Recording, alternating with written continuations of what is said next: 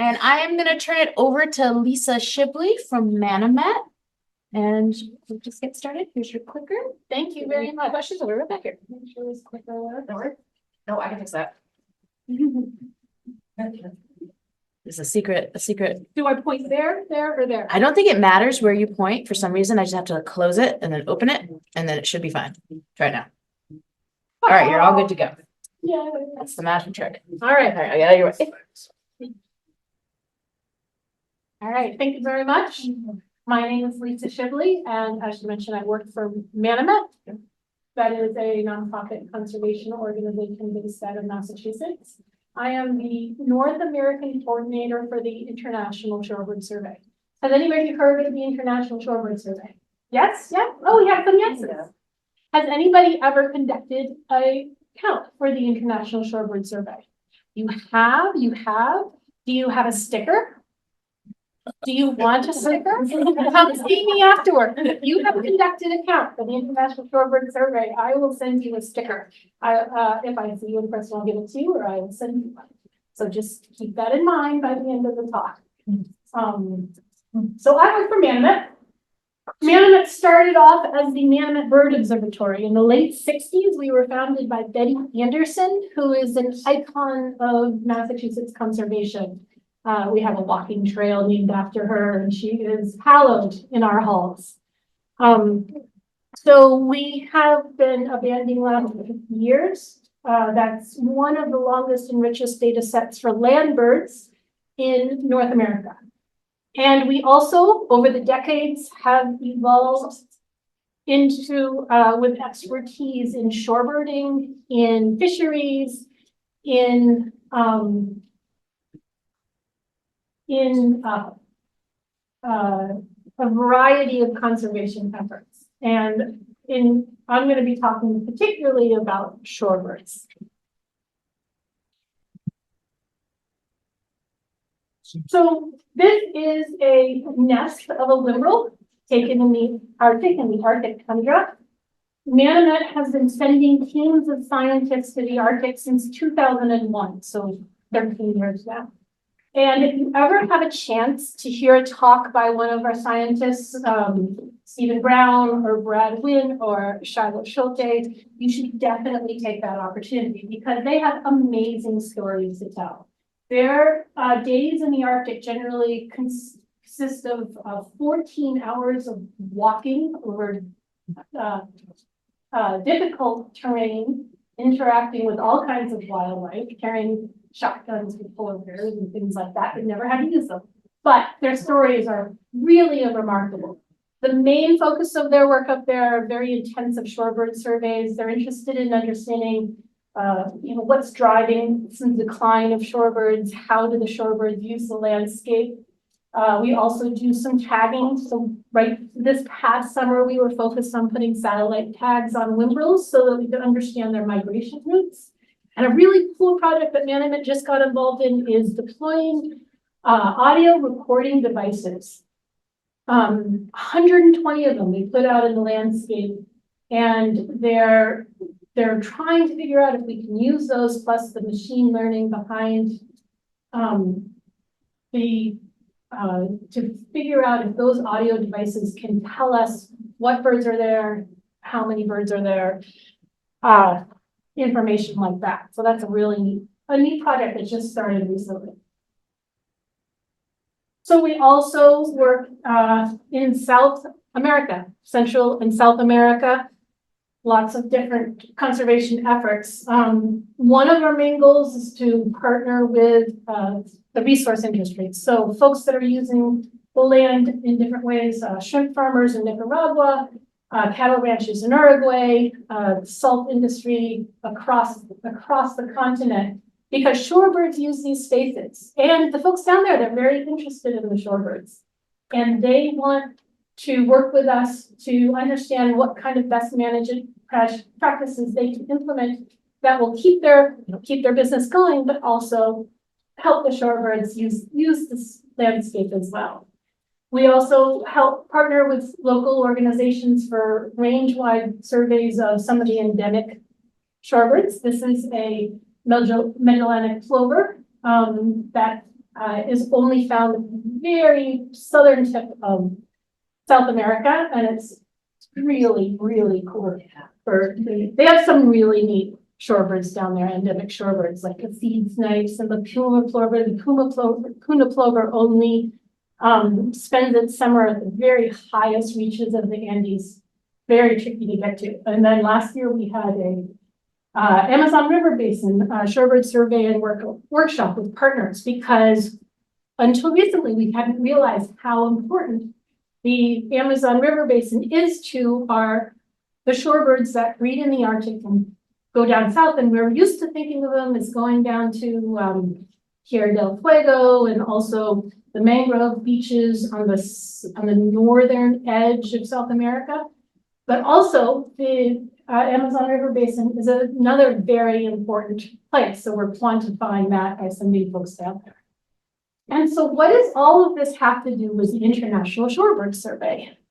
The problem with studying the shorebirds in these areas is that they're very difficult to get to. It's very difficult to get a lot of surveys done across the Arctic. And it's also difficult to get a lot of people to the top of the Andes or along these isolated coastal regions in the mangrove areas of northern South America. And there are people who do work there.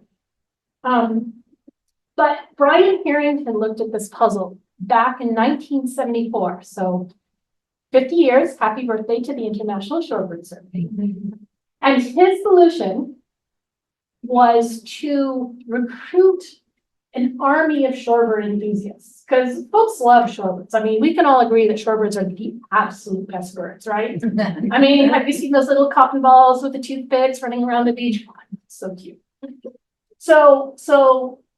And people are passionate about their beaches and their wetlands. And whether you're a birder or just a nature observer or just someone who loves their local beach, you want to know what's going on there. And Brian knew this. So he had the idea of recruiting these shorebird enthusiasts across the Western Hemisphere to go out and send him shorebird data. So he started in 1974, and by 1980, so 6 years later, he had more than 100 volunteers who sent him in 2,000 surveys across the hemisphere. So that was the beginning of the International Shorebird Survey. And the map on the left is actually a little bit out of date. It's 2 years old, so it shows you the spread of ISS sites across the Northern Hemisphere. Our Southern coordinator, the Latin America coordinator, is Arnie Lesterhouse, and over the last 2 years, he's actually done a really great job at filling in that map of South America. So I need to update that map. So we hit 100,000 surveys in 2019, and in 2023, last year, we had 750 contributors who submitted 9,400 surveys. And this is an example of what a paper survey sounds like, look like, but we're not receiving 9,400. This survey actually was done by someone sitting in the room. Where'd he go? This was done by Wayne Peterson, who's sitting in the corner, in 1981. Wow. He visited Third Cliff in Scituate. He filled out Brian Harrington's form, and he sent the form back to Brian Harrington, and Brian Harrington put it into a computer a long time ago, but still a computer, and use that data to write papers and start to understand population trends in the 80s. And I think the gentleman before me in his talk, the first time I heard, talked about having a box of records that he was very excited about. I have a room filled with file cabinets taller than me. The whole room is filled with them. And it's not just these paper tallies in there. There was correspondence. So the folks who were counting the shorebirds would write to Brian and talk about changes that they're seeing and species that they're seeing, changes in access to their site and how they were doing in general. And Brian would write back and talk about what their data is telling him. And these correspondence are going to go on for years, so they're quite amazing. I really think someone should write a book about it. Quite fascinating. So let's go back to the slide. So this is just a general kind of bullet points about ISS, and I mentioned that the point of ISS is gathering information about populations. But the other point, and this is true from the very beginning, Brian knew that in order to be successful at shorebird conservation, it needed to be more than just a handful of scientists. There needed to be a shorebird constituency who cared about these shorebirds. And engaging them in surveys, in counting shorebirds and keeping them in the loop and talking to them about what was going on in shorebird conservation is exactly the right way to do it. So that's part of the goal of the International Shorebird Survey, is to create the shorebird constituency who loves the shorebirds and loves that they can help with the conservation. And this is the study that folks have referenced in a couple of different talks that I've been to. This was 2019, 3 billion birds. And the paper that was published that showed that over the last 40 years, a third of our birds, 3 billion birds, was gone. And I love this slide because it's a quote from Ken Rosenberg, who was part of the Cornell and was the lead author of the paper, saying that most of the data that created 3 billion birds came from the Christmas bird counts and the breeding bird surveys and, very important surveys that have a long history. But they didn't capture the shorebirds that he needed data from because of the very reasons that we were talking about. They spend the summer up in the northern slopes of the Arctic, and they travel down to some areas in South America that are difficult to access. So the best way to know what their populations are is through ISS. And so he says that for 3 billion birds, ISS was a very important source of data for those populations of shorebirds.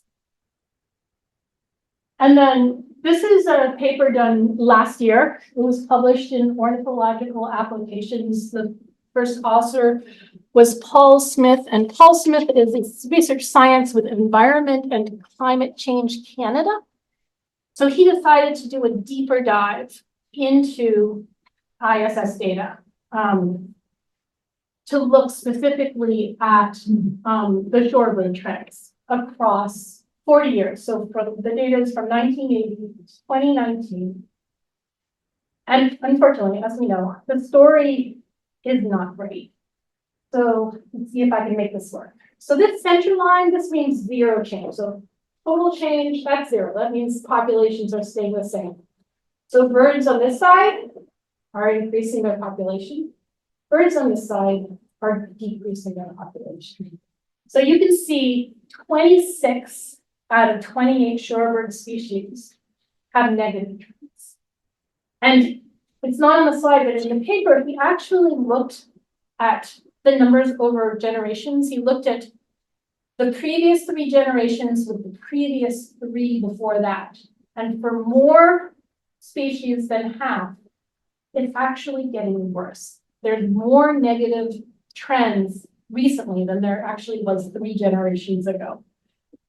But there's good news. So just like we know that the osprey and the bald eagle are coming back because there's been targeted conservation efforts, we have examples like that in the shorebird realm. And my favorite example is the American oyster catcher. So Shiloh Schulte that I mentioned is one of our Arctic researchers. He also leads the American oyster catcher working group. And for the past 15 years or so, they've really dedicated a lot of resources to figuring out what's going on for American oyster catchers and all across the seaboard implementing conservation practices. And they've actually increased their percentage. 45% since 2008, the population has gone up. So we know that if we can figure out what's going on, and if we can implement these changes, we can make a difference for the shorebird population numbers, which is obviously our goal. All right, so I'm gonna narrow the focus a little bit. Since this is a New England, Birds in New England conference, just talk a little bit about ISS in New England. So we have, in 2023, we have 150 contributors who submitted almost 1,200 surveys. So that's great coverage. I just popped some maps up there, Maine and Rhode Island and Massachusetts, all of which are great. I didn't discover this until I actually made these maps, but we've lost some volunteers in Connecticut. So if any of y'all are from Connecticut, I'm going to be reaching out to Connecticut Audubon and some Connecticut bird clubs because we actually only had 2 ISS sites in Connecticut last year. And, you know, Connecticut has great shoreline, very important space for shorebirds. So I need to find some data, some people down there. And then I'm going to give a shout out, since we're in Rhode Island, give a shout out to some Rhode Island contributors. In Rhode Island, we had 8 contributors. In 2023, we had 8 contributors who submitted 193 surveys. If any of them are in the room, thank you very much. Remember that sticker. And a shout out to Ray Larson. Do y'all know Ray Larson? Yes. So he's been conducting ISS since 1981. That's 36 years. He's contributed 2,496 checklists. That averages up to 70 a year. And so we think that he definitely deserved that Distinguished Naturalist Award that he was given a few years ago. And I have, so we love to celebrate our volunteers. The volunteers are, you know, what makes ISS work. So we have a newsletter that goes out every couple of, twice a year. And we always are highlighting either a long-term volunteer or someone who's newer but very enthusiastic, or someone has some cool shorebird stories. It's one of my favorite parts about the newsletter. And so join us. We would love to do some recruiting here. And anytime you're looking at shorebirds and counting shorebirds, you're always as happy as these folks are. But these folks are actually doing ISS in Nicaragua. I know I don't have a ton of time left, so I'll kind of go through these last slides quickly. They're basically the how-to of ISS. We have a map online where you can look and see where ISS is happening around us, because we asked one person to adopt one site. You can find it on the manomet.org website, or you can do, I'll have a QR code at the end, this one that you can take a look at it on. So the one thing that we're looking for is someone who can visit a site regularly. It's very important to have repeated data. That's the way that we're able to find the trends, is by having more than one site. It's not a one-off, more than one survey at a site. We want you to visit the site regularly and survey the site, counting all of the shorebirds, identifying all the shorebirds and counting them. In the same way every time you visit. So you travel to the same area in about the same amount of time, going at the same tide cycle. And we don't worry if you don't know every shorebird you see. I still have trouble with the dowitchers. There's nothing wrong with the dowitcher spa. There's nothing wrong with knowing that there's semis over here and missing a western, you know. That's not the kind of level we're looking at. We're looking at, are there 100 semi-palmated sandpipers? We don't care if you miss one. And then we submit our checklist through eBird. So you saw the paper that folks were sending into Brian 40 years ago. We don't do that anymore. It is as simple as submitting an eBird checklist. All you do is go down to the bottom of the checklist. When instead of traveling stationary or incidental, all you do is select International Shorebird Survey. And that gets your data to us. And then again, to Paul Smith and Ken Rosenberg, and the folks are doing those kind of surveys. All right, and that's it. And I did skip through the how-tos. If anybody has questions about the how-tos specifically, I'm happy to answer them. But that's it.